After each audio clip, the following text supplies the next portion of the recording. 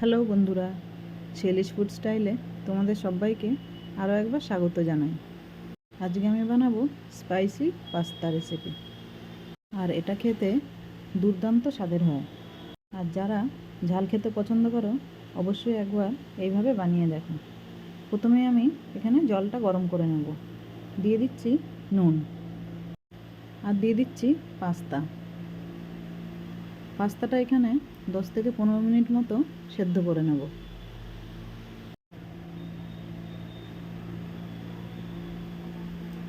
দেখো বন্ধুরা, পাস্তাটা বেশ অনেকটা ফুলে উঠেছে আর ভালোভাবে সেদ্ধ হয়ে গেছে। এবার আমি জলটা ঝরিয়ে নেব।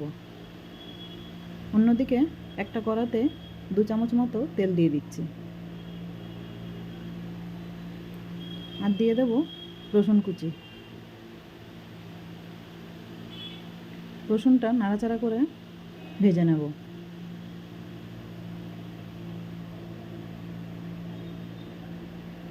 হালকা লালচে কালার হয়ে গেলে দিয়ে দেবো একটা পেঁয়াজ কুচি।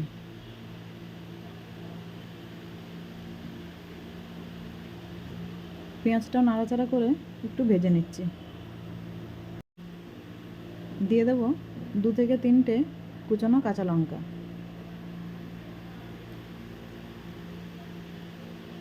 একটু নাড়াচাড়া করার পর দিয়ে দেবো টমেটো সস।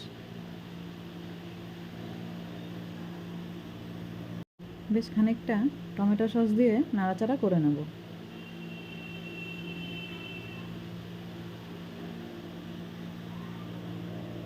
দিয়ে দেব সেদ্ধ করা পাস্তাটা। আবারও কিছুক্ষণ নাড়াচাড়া করে নিচ্ছি।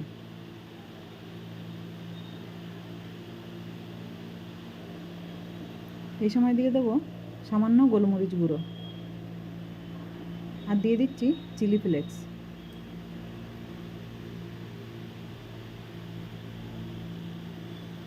আর দিয়ে দেব সামান্য অরিগানো।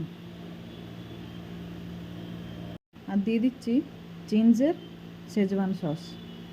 এটা আমি 2 চামচ দিয়ে দিচ্ছি। দিয়ে দেব স্বাদমতো নুন।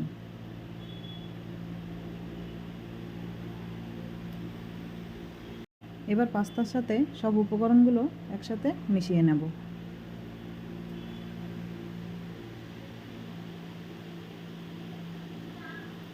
বেশ কিছুক্ষণ নাড়াচাড়া করার পর দিয়ে দেব হাফ কাপ মতো জল। জলটা দিয়ে আবারও ভালো করে নাড়াচাড়া করে নিচ্ছি। 2 মিনিট মতো নাড়াচাড়া করার পর পাস্তাটা কিন্তু পুরোপুরি রেডি হয়ে গেছে। এবার একটা প্লেটে সার্ভ করে নেব। দেখো বন্ধুরা, কত লোভনীয় দেখতে হয়েছে।